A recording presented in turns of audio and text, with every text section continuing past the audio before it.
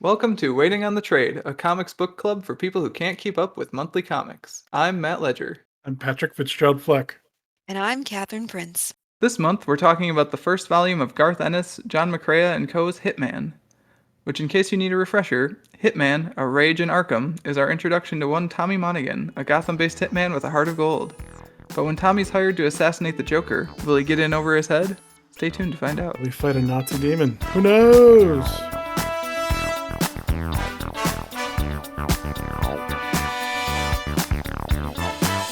So, Kat, welcome back. We got through the intro after about 3 takes and 2 digressions. Hey, Kat. How's things? Good to be here. Good to have you. Kat, I am glad to have you back to discuss this series that you really like, and is somehow one of 3 DC Comics series that you like. There are 3 of them, are there?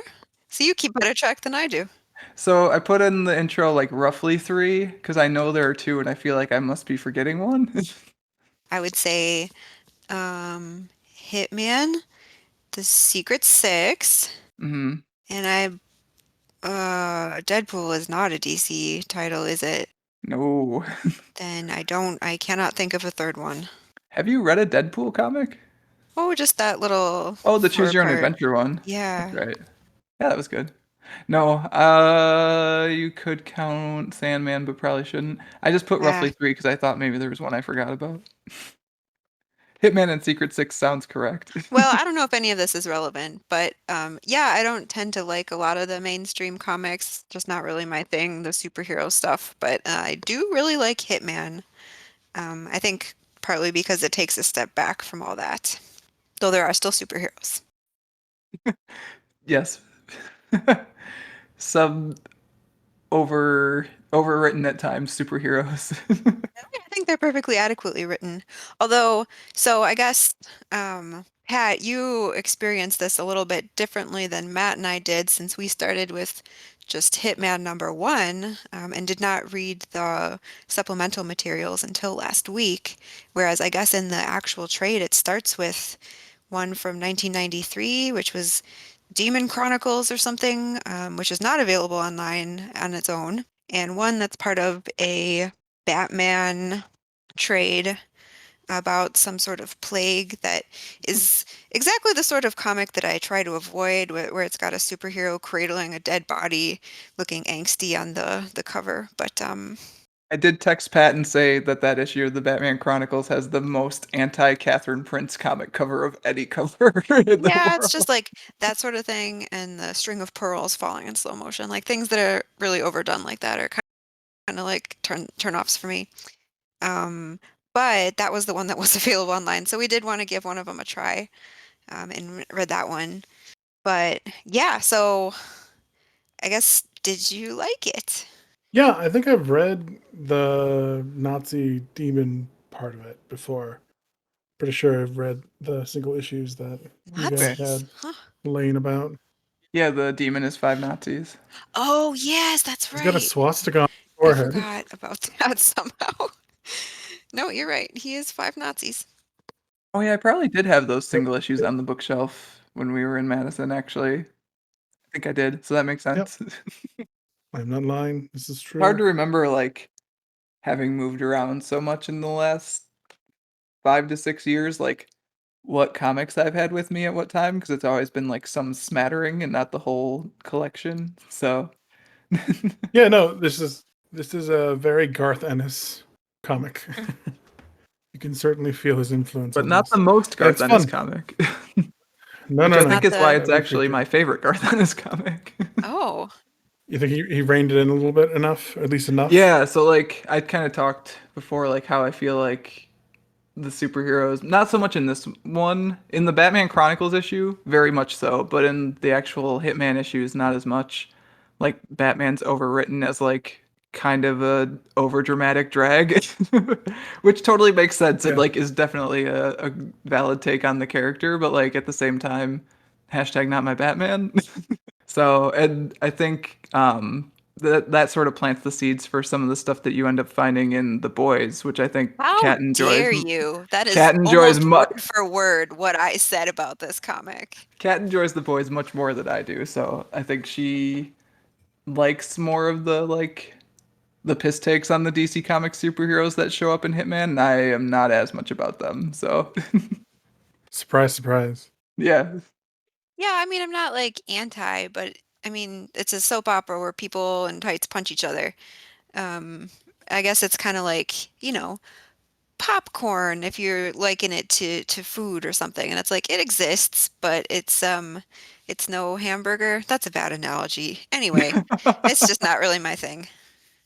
Yeah, I mean, I don't disagree with your definition. I disagree with the amount of value I find in the thing you described. But yeah, it is a really Garth Ennis comic. And I would say like in the ways that I like Garth Ennis comics, where it's focused on like everyman and relationships between characters and really good dialogue. I think we'll probably pull out bits of dialogue that we liked as we go through this because I pulled out at least a few. Um, so yeah, like I think that's kind of what makes it my favorite Garth Ennis comic, and plus it's like dicking around in the DC universe in a way that I think doesn't break the toys, but also has fun with them, and I really like that too. So Yeah, I don't know how common that is with other DC comics if it's not focusing on the people who are, fighting whatever big bad of the day is, but it is kind of cool that it runs parallel to all that stuff, but then it focuses on the average Joe instead of the main superheroes.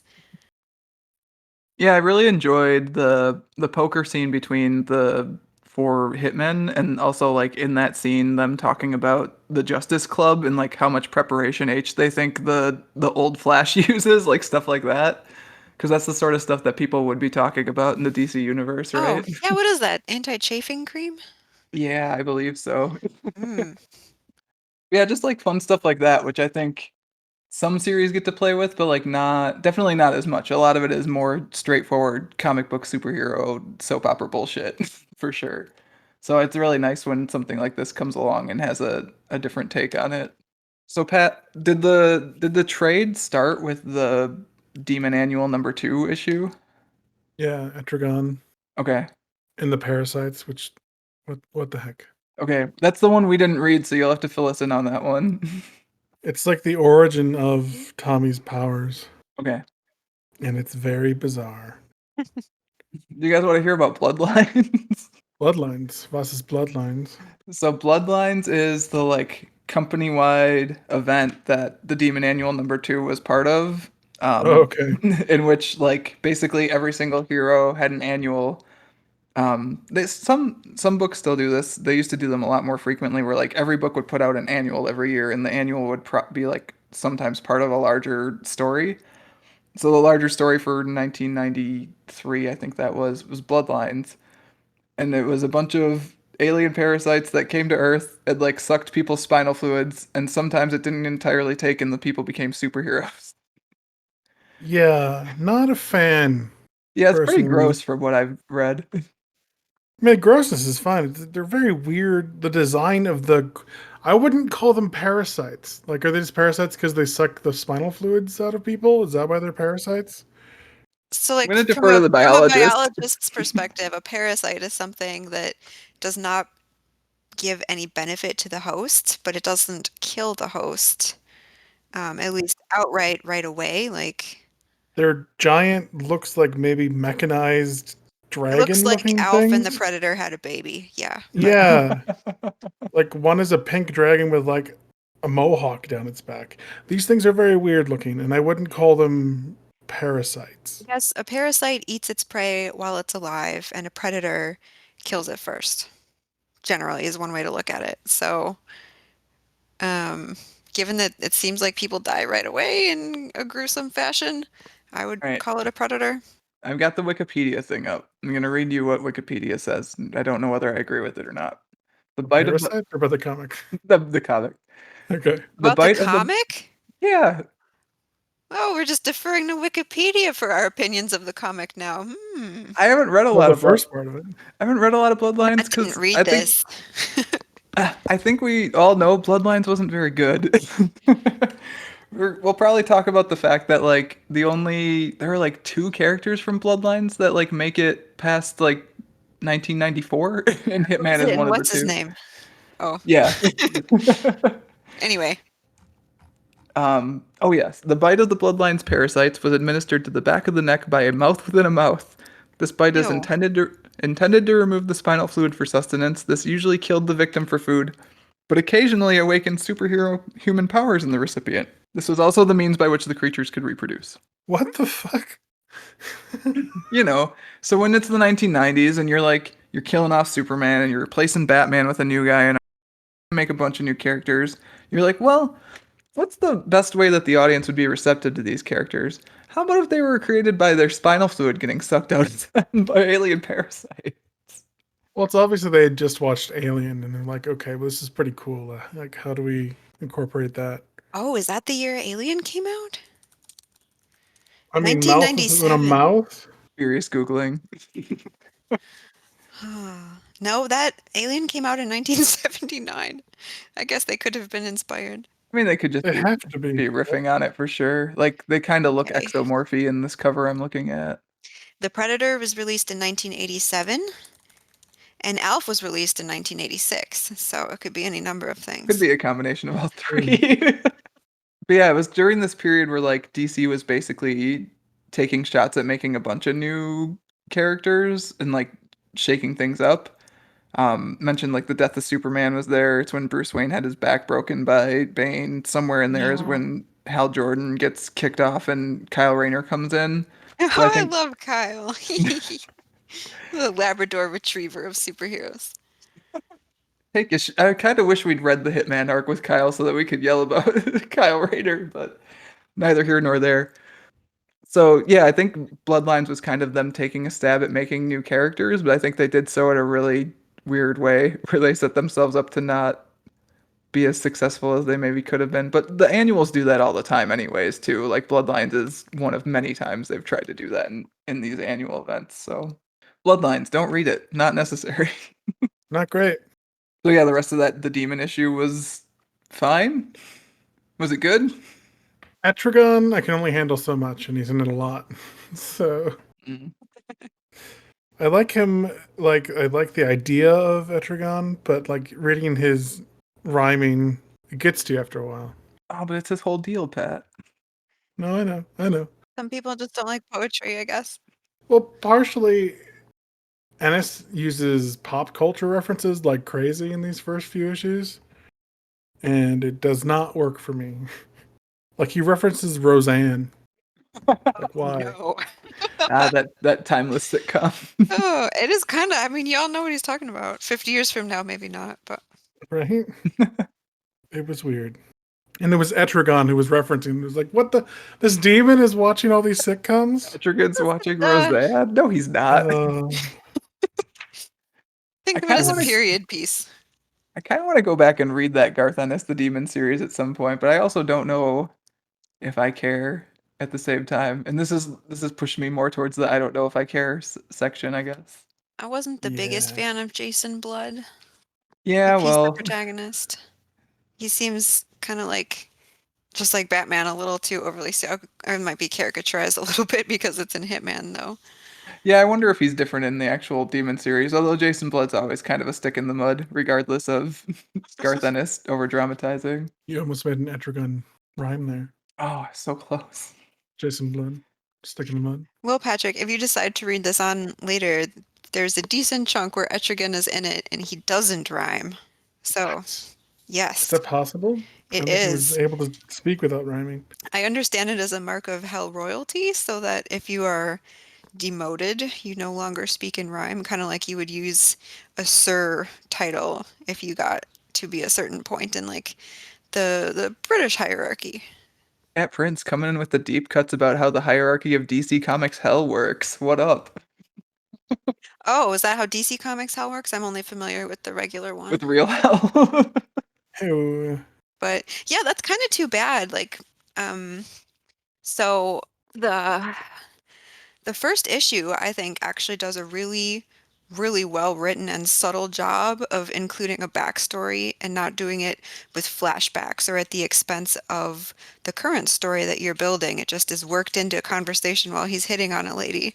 I thought that was just like one of the best done "this is my backstories" that I've Yeah, seen. thinking about it today, and it's very into the Spider-Verse actually, and it's like, hey, here's what you need to know, but like nothing else, and we're gonna go from there. Yeah, the first issue he says how he picked up his superpowers. And it's too insane to go into right now. And having just read how he got his superpowers, is like, you're right, Tommy. It is You too are insane to go into correct. right now.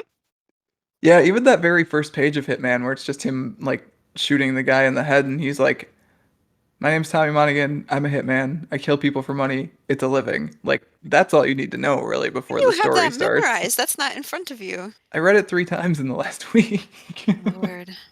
Your Reading husband's a earlier nerd. I'm today. sorry, Kat. What? I never I'm knew. sorry. Oh my God, I need some It's time come to to come to light. terms with this. Yeah. Take as Um, much time as you need. We'll wait. so one of the cool things about this is that there are a lot of different ways in which you can experience a comic. So, like, you can collect it in a trade, which I suppose is the point of this podcast, but you can also do it single issue by single issue, and you can do it in the original or you can read it online. So the way that Matt and I have it is he collected all of these single issues from the 90s at conventions. So I really liked having, I mean, I just like reading paper copies of things instead of digital copies to begin with. But oh my God, it is so fun looking at all these CDs that they're advertising in here. And I've been listening to them as I come across them. It's, yeah, it's just a different experience, I guess. Got some Sam Goody ads up in here. Yeah. What else we got? We got an ad for a Lord of the Rings collectible card game from before the movies came out, so the art's all weird. Sequel to The Crow. Yep, sequel to The Crow, Pat. But yeah, and then in addition to that, the one thing I always really like looking at going through old single issues instead of trades is the letters columns too. Like I really enjoy reading letters columns and especially like old letters columns. So that was kind of a treat to get to read too. But Pat, you got none of that. I'm sorry. Sorry for your loss. I mean, okay with that. I'll take not having to read or have ad breaks. There weren't any egregious ones in this one, though I do have a blog post in me at some point about like how ad placement can really screw up some single issue comic books. Yep. It's happened. I actually read the entire 60 issue run in reading these first three. I just kept going and it never seemed particularly egregious. I liked the ads all the way through. I thought they were lots of fun. Even the Batman and Robin ads. There's an ad for watching Batman Forever on pay-per-view in the first or second Oh issue. I think the yeah. second issue is like pay-per-view. Yeah, that's a thing. I guess now I would Yep. just like qualify that as renting a movie on YouTube. But yeah, this was I guess I'm gonna do like a slight deep dive into collecting the series quick because it's one of A slight my deep dive I don't commitment. know, Light. a medium Dip a dive. toe. I'm gonna do a Medium medium dive. level dive. Skim a little off the top. But no, like this is a series that I collected in single issues, and it's a really different experience than collecting something in trades and doing it online. I was telling Kat today, like with $60 and 5 mouse clicks, you could have this entire series in like 2 seconds on Comixology, and I think it took me like a year to track everything down, all told, something like that. What made you Um, wanna start collecting them? I think it was. So first off, this was definitely a book that was in Wizard magazine, like back in the day, as like a oh, we really like this book. And Wizard magazine was kind of the weird tastemakers of comics at that point. It was this magazine that came out and it was like on like grocery store like magazine racks. So if the grocery store didn't have comics, I'd convince my mom to buy me a copy of Wizard magazine that time we were at the grocery store. And they'd have like articles about stuff happening in comics, and they'd have like top 10 lists of artists and writers and single issues and stuff. And then there's a price guide in the back where you flip through and look at like, oh, my comic is worth this much. Um, and Hitman's definitely one that they liked, but I think I ended up actually collecting it because friend of the podcast and frequent guest host Cal Smith um, recommended it because he's a very big Garth Ennis fan and he knows that I enjoy DC Universe bullshit. And this is a good combination of those two things. So I think the year I started collecting it was actually the year we came back from Australia at that next Wizard World is when I started putting my run together in Do you Chicago. remember going booth to booth looking for Hitman. Yep, yeah. And then Kat and I went and actually got an issue of Hitman signed by Garth Ennis that year too, and I sent it to Cal. Oh, nice. So yeah, I started putting it together there. I know I picked up the Zombie Night and Gotham Aquarium issues from the comic shop in like Geneva, Wisconsin, because I distinctly remember like being really excited about finding those in their back issue long boxes. And there was one really notable issue later on in the run where a thing that I'm not going to spoil happens that like I completely missed out on and we couldn't find it, but we Yeah, wanted to finish huge reading plot it. point. Yeah, it's a giant event in the series and like didn't have it, so eventually I picked that one up on eBay. So I pieced this together probably from like at least four different sources, if not more.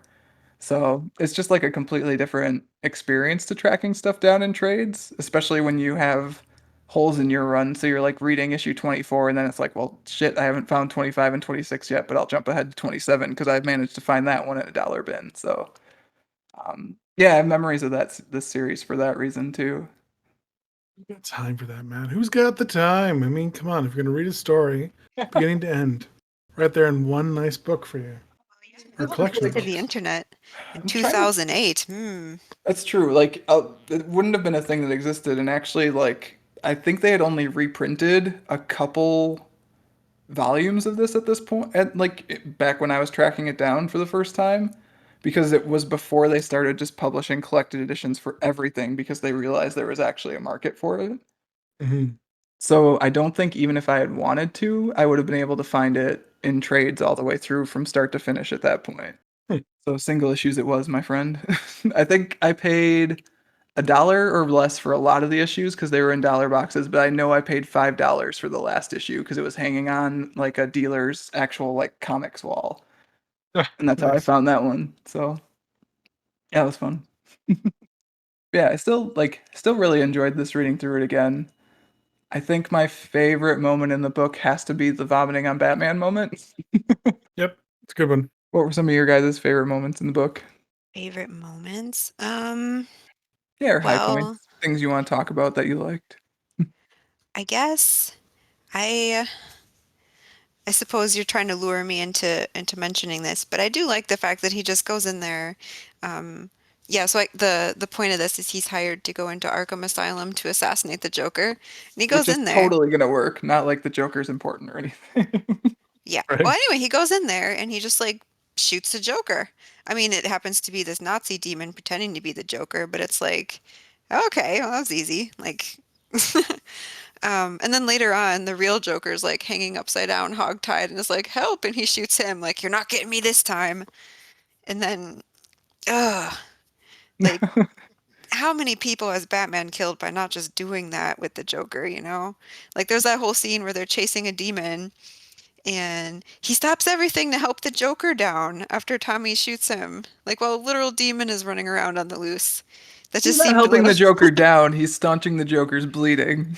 yeah, he's like, I don't know, it felt like a little bit of like they're some sort of on again, off again couple, maybe. It And was that's it was why, definitely Garth Ennis pointing out the ridiculousness of yeah, Batman not dealing with the Joker. and that's maybe why I like this because I totally agree with him on that point. Yeah, and Tommy totally does too, right? Like Tommy kind of talks about that when he's talking with his friend Pat pre-hit about really not feeling bad about it at all. And like he's just gonna go in there and do it because like he thinks Batman should have done it years ago. Yeah, I mean, there's like, okay, so you have ideals, but there is such a thing as following your ideals to an extreme extent. Like, if you're someone who's like, I don't eat meat, okay, that's one thing. But if you're like, I don't eat meat, I have a cat, I'm not going to allow my cat to eat meat, and then it slowly starves to death. I mean, that's a different thing. And I feel like this is sort of like that. I mean, they clearly either have some sort of romantic tension going on, or this Batman's just a moron. I think traditionally Batman is I don't kill people, although I like grievously wound them. If they succumb to those wounds, whatever. He just But I kills think them it's with debt. yeah, hospital bills It's a and comic. blimps. It's Remember a the blimps. comic book universe, my friends, in which real rules do not always apply. But I do get the point for sure. And like The guy with a giant bat on his chest who goes and fights crime by night is probably an extremist of some sort. Yes.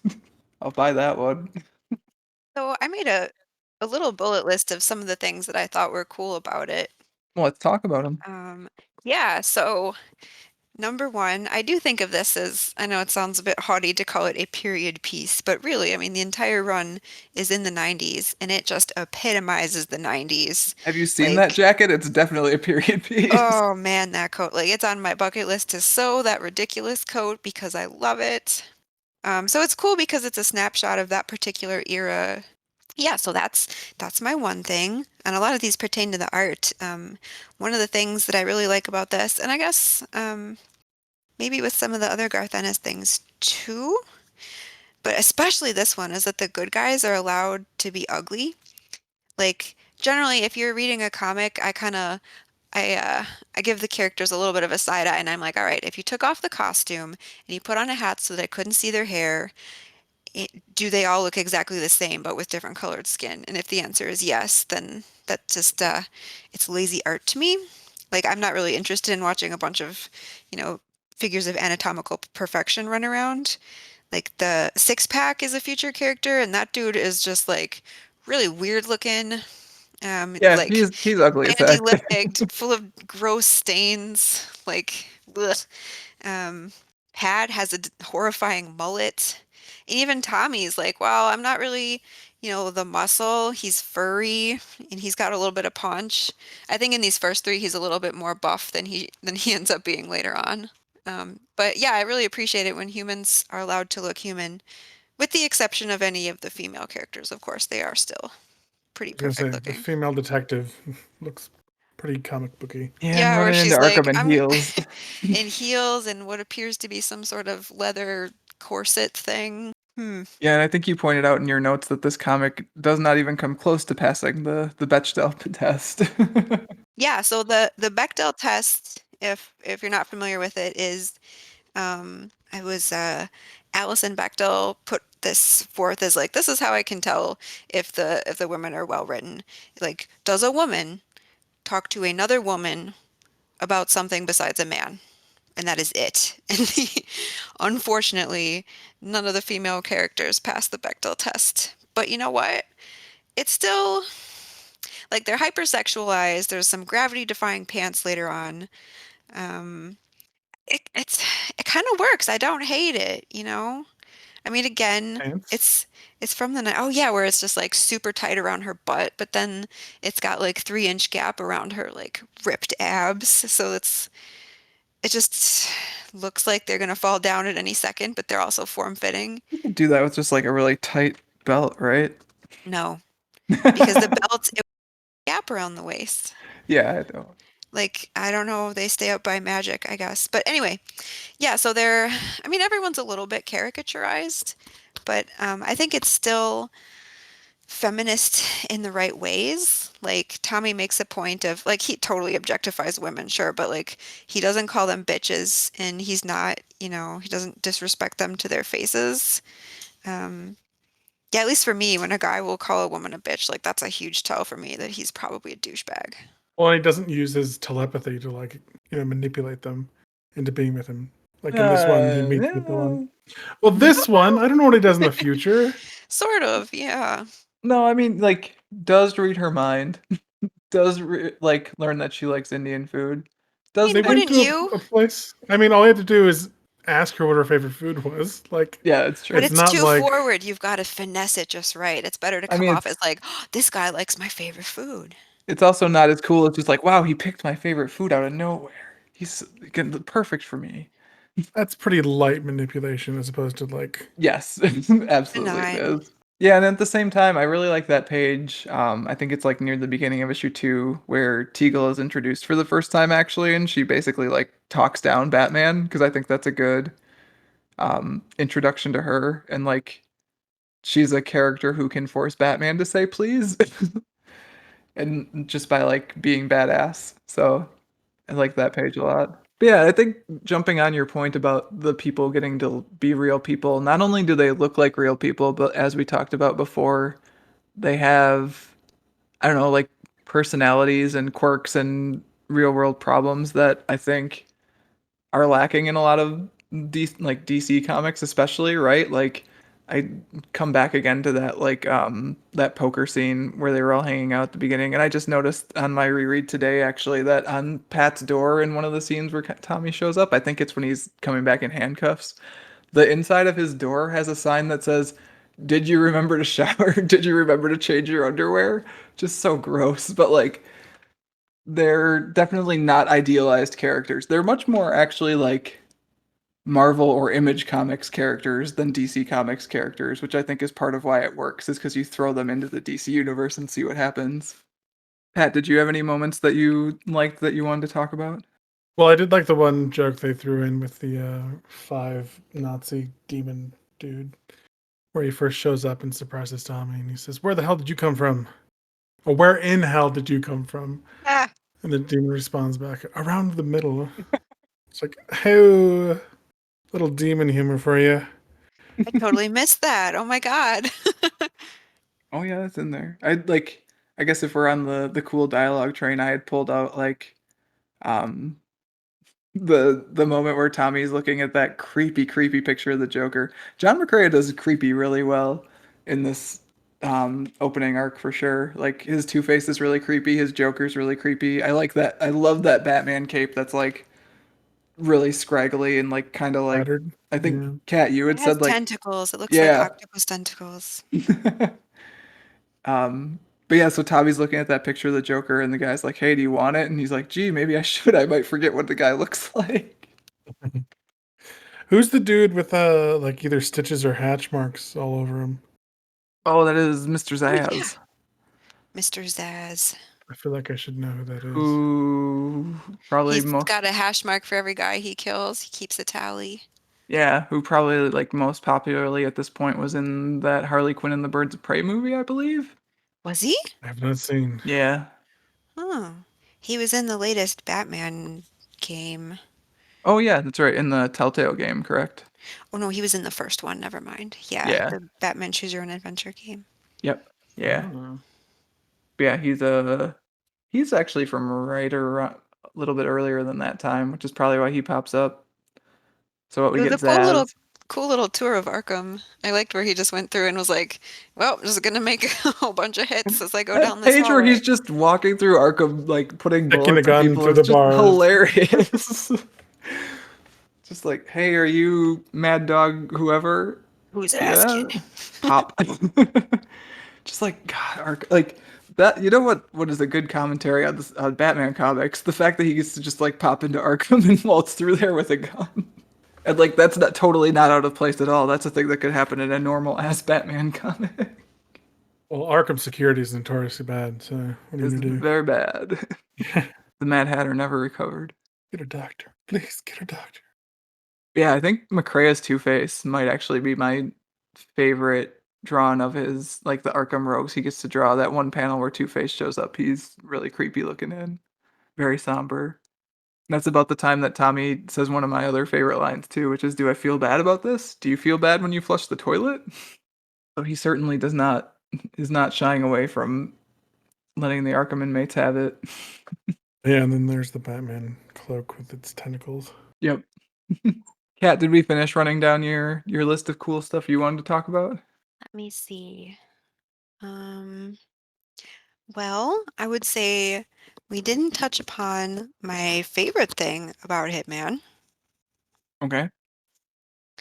Um, so the very best thing about Hitman for me, and especially as a DC comic, I feel like this is rather rare, is that it allows things to end. Like Hitman tells its whole story in 60 issues and then it's done. So what you get is a distilled plot and it doesn't need gimmicks to keep itself going as it's passed on to new writers over and over and over again.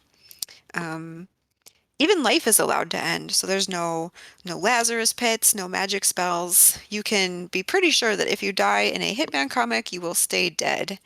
And Well, didn't he really, technically die in this one, Catherine? no, he was gravely injured, and then he's like, "Yo, fix this." And the Mauser was like, "Okay."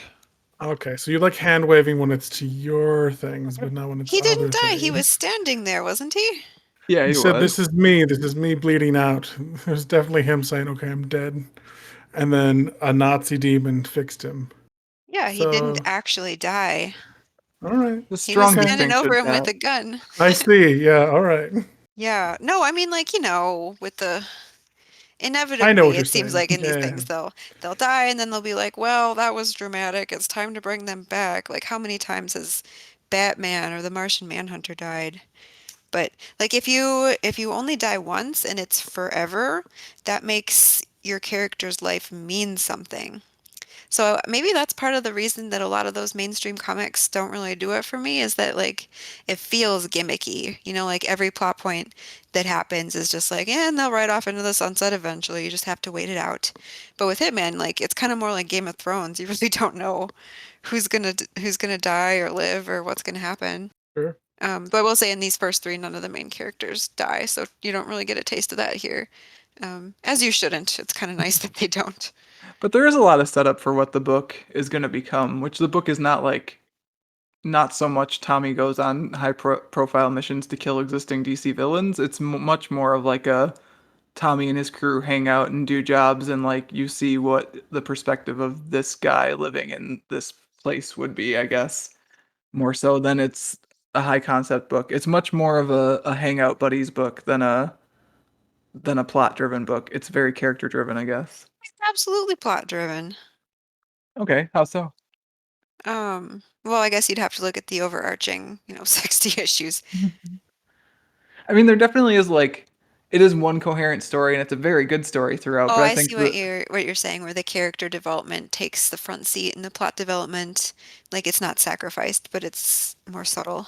yeah, exactly. It's like it's much more about the people in the book than about the actions that take place in the book, which I think is what you were saying kind of you don't like as much about superhero comics is they're very like much more about will Robin die tomorrow Yeah, they're than pretty formulaic.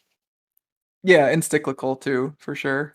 We do never actually get to see Tommy square off against the Joker though, which is kind of a Yeah, bummer. we do.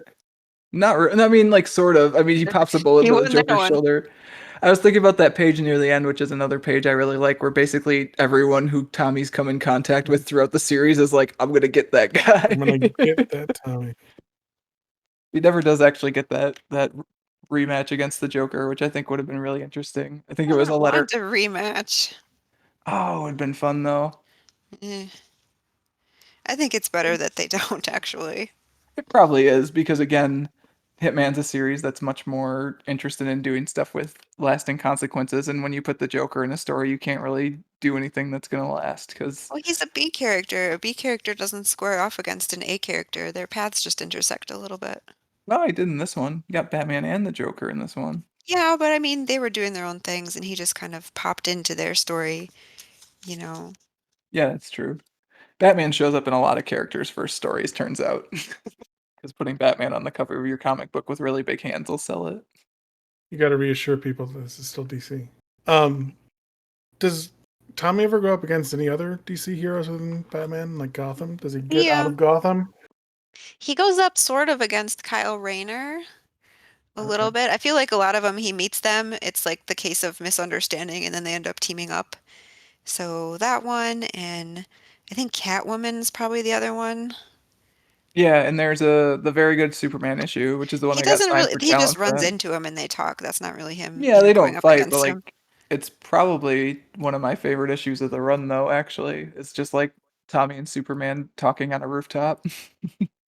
Which again I think says a lot about the strength of the characters versus it being a character first book versus a plot first book. Like most of that book is just Tommy and Superman talking. The stuff that Tommy usually goes up against is like bureaucrats who are crooked or, people with family problems that need some help getting it straightened out, that sort of thing, which I think is a lot more relatable than whatever giant starfish has come to Although enslave the human race. Don't you dare. Starro's the best. I'm pretty sure earlier this week you were just like raving about Hitman versus dinosaurs. So Oh yeah, that one was wonderful. There's a later one where they're frequently hired by a facility called Engine Peak, which has bad security and questionable scientific experiments. And there's one where they go back in time um, accidentally and there's dinosaurs. But I thought that was pretty well done. Again, he doesn't really go up against them. He's just like, these dinosaurs are rad. I'm not going to shoot this dinosaur. Just such a Tommy take on that situation. Yeah, I guess did you guys have any other bits of the main story you want to talk about? Otherwise, we can maybe briefly discuss the Batman Chronicles story. Yeah, I guess before we go there, talking about the demon lords of guns, Oh, yeah. the Arcanon or whatever they're called. Hmm. Interesting. Yeah, that was my favorite line of dialogue where he's like, say the Argonaut stuck. And they like blast him all the way from hell when he Yeah. says it. No, they're the first scene you see them. I know people complain about this in like films and stuff, but there's no like little on the 10th level of hell or something like that. I didn't know what I was looking at Oh, like where when they you were were? first. It's a weird gun-shaped like building in a very strange place. I didn't catch that they were lords of hell until like Oh, while after that. I didn't catch that it's a gun-shaped building until you said that. Yeah, there's like a giant bullet. I think it's got Neat. other guns around it too. It's a gun It's made it's, of it's a guns. gun made of gun. Ah, yes. Of course. As you do. And I was thinking about this because they said that they came into existence the first moment that a gun was created. Guns were created in China. You would think that there would be like it'd be cool if they were like Chinese inspired. I mean, they're bullet-riddled corpses. They very well could be. I don't know, just like some like nod to the fact that the Chinese invented gunpowder, Oh, you mean like include some sort of cultural element in their design? something like that, Ah, yeah, that would like have a been cool. Chinese demon or something would be cool. But I mean, the fact that yeah, they're just riddled corpses that float. They're gross. It's a choice. It's a very Garth Ennis choice. The glowy effect they're always surrounded by is a very like 90s comics VFX effect, which Well, it gives them Yeah. away as being superhuman. I mean, they're also talking and should be dead, so there's that oh too. yeah, it's just like that and the I think the smoke in Noonan's bar that's kind of just like a Photoshop layer, I think like an early Photoshop layer or something like makes it again a very 90s period piece to me of Oh like, yeah, can oh we talk yeah. about that? Yeah. The whole like, I don't know when the whole say no to tobacco thing started, Oh, but the it constant smoking. is ridiculous. I think there's maybe a 6-page run in this entire 60-issue series in which like in a row that where Tommy's not holding a cigarette. It's just bleh. It's ridiculous how much he smokes. I mean, I think that's very much a Garth Ennis man's man main character trope too. Yeah, He pokes fun at it later with who's that British guy that isn't Jason Blood but likes demons and stuff. He's like drawn as they're just mentioning him and he's in like a collage and he's just got like 4 cigarettes that he's smoking at once. Oh, Constantine? yeah. I Yeah. was gonna say it's Constantine. But it's just like, man, this guy would be dead of all the lung cancer, That's when you make a deal with the three lords of hell for your soul, and they can't collect. I guess. Yeah, I guess Yeah, that's the only thing that I'm just like, ugh, about, but otherwise. I can't remember. I know Marvel made a big deal out of it when they like outlawed cigarettes being shown in their comics, basically. I can't remember if DC like ever had a hard line where they were like, nope, from now on, no, or Well, not. if they But did, it was after 2001 because that's when this ends. yeah. Isn't that a very strange thing to like? That's a strange line to draw in a comic book where like he's blowing people away constantly. There's gore splashes on every page, but oh my god, he just inhaled tobacco. Yeah, it does seem like it's getting a little overly censored. And I feel like that would make me be like, yeah, Tommy, smoke. Show those bureaucrats what you're doing.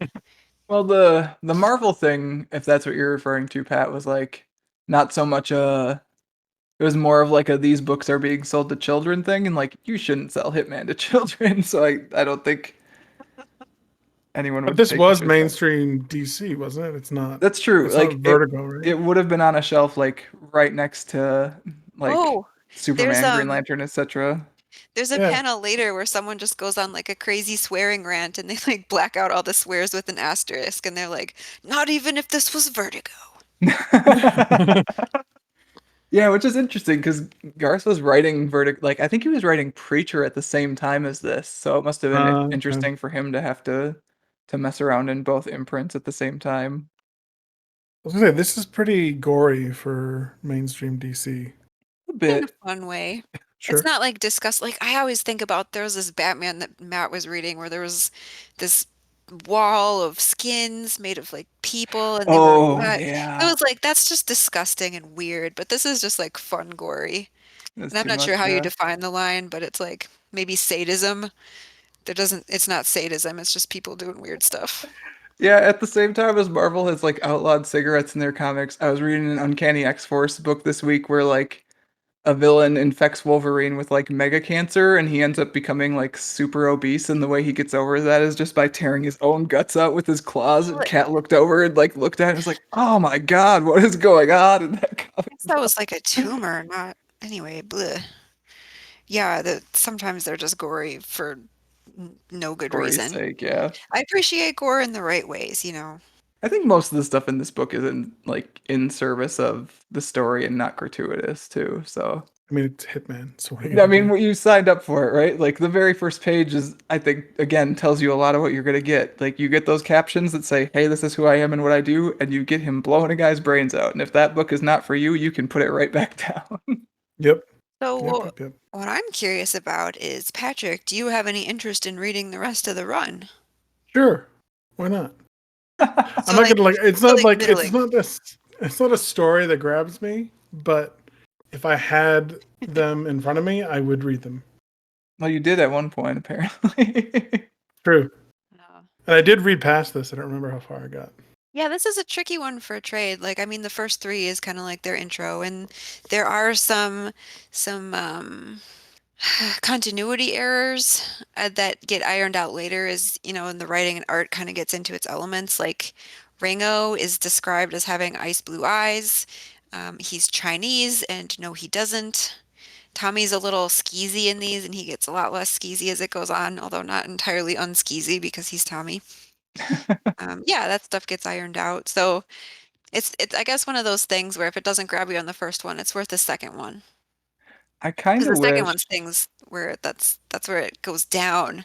And they don't even introduce his like his oh what's his partner in this one. Yeah, Nat his the Hat. best friend from another city. I feel like we're running into the same thing we've run into before, where like the main, as you were saying, the main plot of this isn't really established quite yet. Yeah, I Like Well, the think overarching you story. I guess the main plot is just like I'm a hitman. I do random jobs, and that is what the plot is the entire way through. It's just like the different jobs, you know, they kind of pile on each other and feed off of each other in terms of the stuff you learn about the characters. Yeah, but I think like much more as it goes, it's about the stuff that happens in like in that bar scene at Noonan's than it is about Shadow Force showing up with terrible code names, like Oh, and just that's like hilarious. it was hilarious. It's a very Garth move to just have like 90s Ready. image whatever people show up and be Yeah, like, checking "I'm in with everyone. cockatoo." It's Are you ready? very much Garth Ennis of the boys and not Garth Ennis of Hitman, I think, Yeah. actually, as it goes on. So So you've mentioned the boys a few times. I know you usually ask about recommendations after having read this, and like it's been a while since I reread the whole series, and man, you can really see the seeds for the boys in this. It's kind of like almost like he was giving a test run to that idea, and then um yeah, and then it just kind of became its own idea later on where it doesn't, at least I don't think so, intersect with the DC universe. It's just its own thing. And then he's like, all right, now I can really go at these superheroes and build the world up a little bit more. But I kind of like actually that it doesn't go completely off the rails and like turn them into horrible hedonistic monsters. Like I think Hitman's probably my favorite comic from Garth Ennis because it's got that balance. Like I don't love superheroes either, but it also doesn't like completely lampoon them. oh man, I agree with everything you just said. I know they were trying to like push the boundaries of what they could get away with because Kat, I think I've talked your ear off about this story in the last week, but I got to interview the assistant editor on this book, Pete Tomasi, Oh yeah. when I worked for Multiversity Comics for a little bit, and I got the chance to ask him like one Hitman question because we were talking about Detective Comics for most of the interview. And he was saying that the original art for that wonderful page where like Tommy barfs on Batman had Tommy So like good. barfing on Batman, like you saw like vomit on the bat Oh, you symbol and actually got to stuff. see it. Yeah, and Nice. they took that to the DC higher ups and they were like, "No, bro, you can't do that." And Tomasi was like, "Oh, I really wish we'd gotten to do that because I think people would have really loved it." And I think it would have been cool. I think the page that's there is really good too. I think the comedic timing of that beat before Batman just uppercuts him is beautiful. But I think it's better that you don't see it, though at the same time, I wonder if that sketch continues to exist and if it's for sale on eBay somewhere as a print. I mean, who knows? But yeah, so I know at points they were definitely testing what they could get away with, and I think the fact that he was reined in does actually make the book stronger, and is why I like it much more than at The Boys, or some of his other work, even not focusing on superheroes, like even Preacher. I think by volume 4, I was kind of off of because just like it gets so gross at times. Yeah. So I kind of think in a way having this like influence to keep him on like Kat said on rails like within the boundaries of DC universe stuff you can get away with was a really like good force for making this book enjoyable. Yeah, I couldn't get through Preacher either. Yeah, I think we sold those before we moved to California actually or Oh. donated them. I don't think we own the 3 or 4 volumes we had cuz it's just like I don't know if I'm going to finish this. So we'll I see. tried I'll always get twice. back to it later. Pat, do you have any recommendations for people if they like this comic? Uh, hmm. I mean, Preacher would be the only one that I could really draw to, and I don't know if I would recommend Preacher. So, Thought maybe you'd go with. I think that Constantine arc you like is a Garth Ennis arc. I mean, it feels like it. Oh my god, why am I blanking on what that arc is? It's called Dangerous Habits, I believe. There we go. Is Thank it you. about smoking? It is about Yeah, smoking. Lord. it's really good. I like it a lot.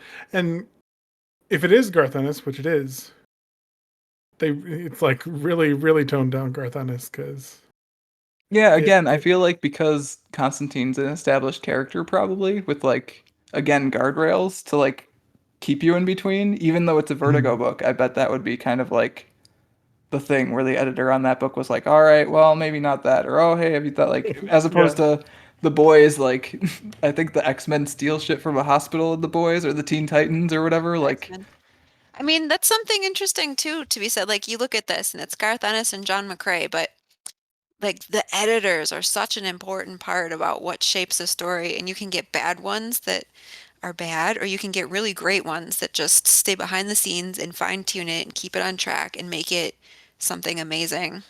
So, major props to the editors of this one because I think that is what happened. yeah, absolutely. I would recommend The Boys actually.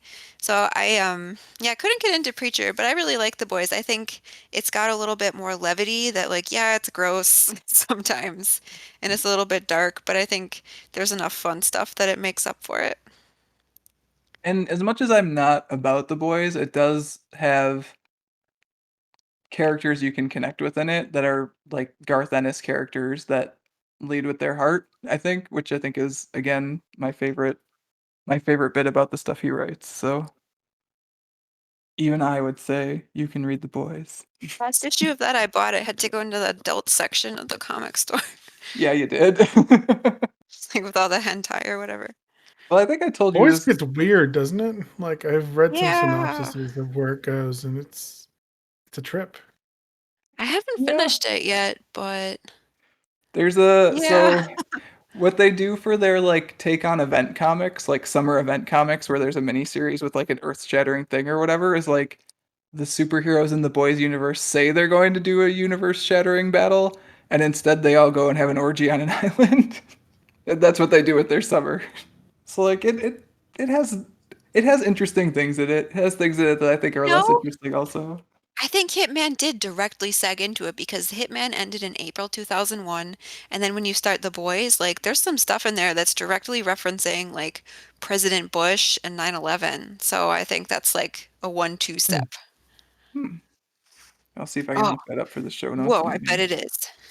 I do know the boys got kicked out of DC Comics because DC Comics did not want to publish it after like issue 5. So That makes sense. yeah.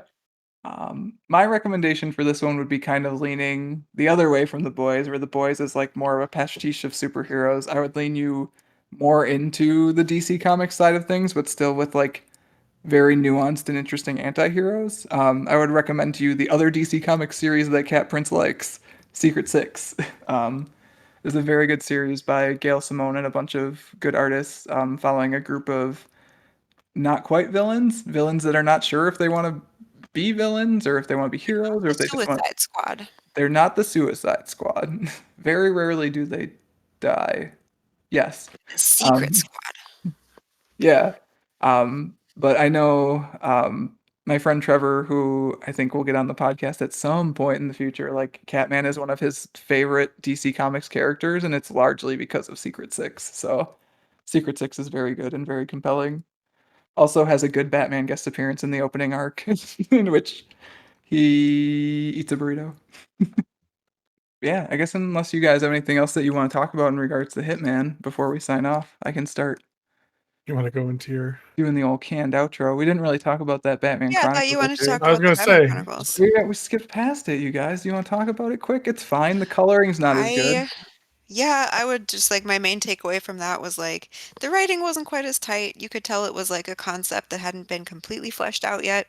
It was still kind of fun, but like, whoa, the colorist, the difference in the colorist just like really hits you. Like it's a totally different color green and huh. The more I look at it, the more aspects of the coloring grow on me, but it's definitely much flatter than the actual series. Yeah, I wouldn't say it's bad color, but it's just like not at the level of the actual Hitman color. You do get another creepy John McCrea Batman cape, so there's that at least. Good. They do more with like negative space, which is interesting. Yeah, the X-ray vision is kind of cool too in that one.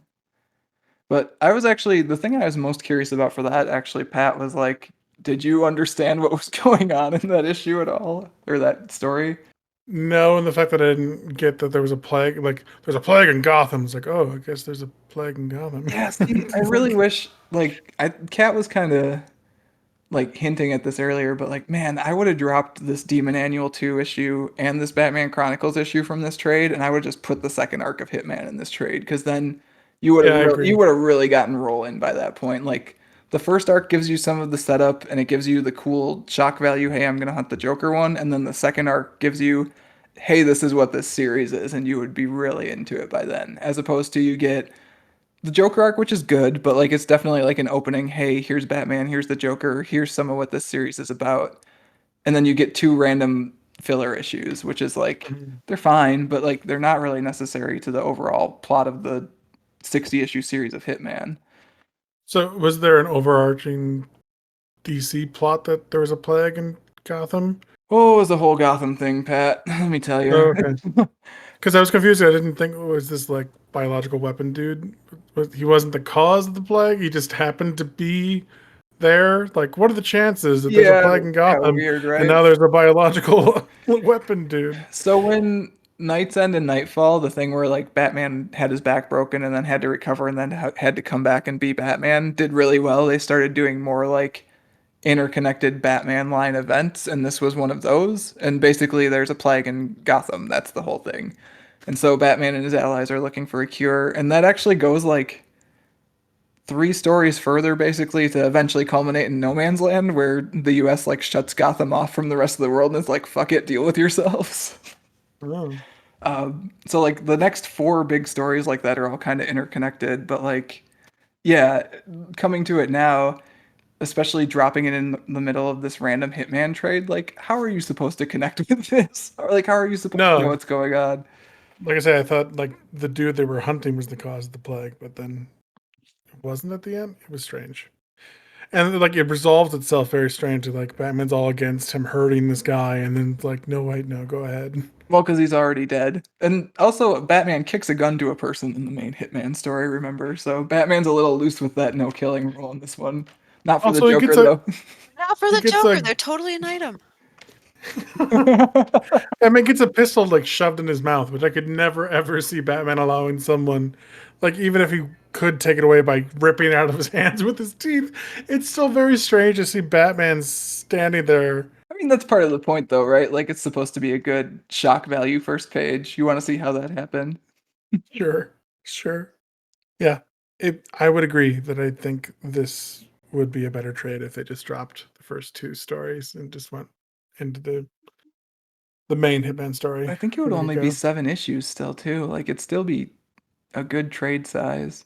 You wouldn't have to deal with this overwritten Batman internal monologue in this Batman Chronicles story. I think it's for the completionists who want to have everything Hitman I'm not when even they sure if collect the that's all of his trades. appearances, though. Like, I think he's in Other the Demon issues, though. I'd have to relook that up. Anyways, That's what omnibuses are for, not trades. Come on. yeah, when I talked to Peter Tomasi about that, actually, that was one of the things he was trying to make happen was getting all of Hitman collected in one omnibus. So maybe someday, knock on wood. There you go. All right, well, now I think that is going to do it for this month's discussion of Hitman. As always, if you want to get in touch with Pat or myself, you can find us on Twitter as @WattPodcast. You can also email us at waitingonthetrade@gmail.com and read more comics-related goodness at mattreadscomics.com. Kat, do you want people to find you online? No.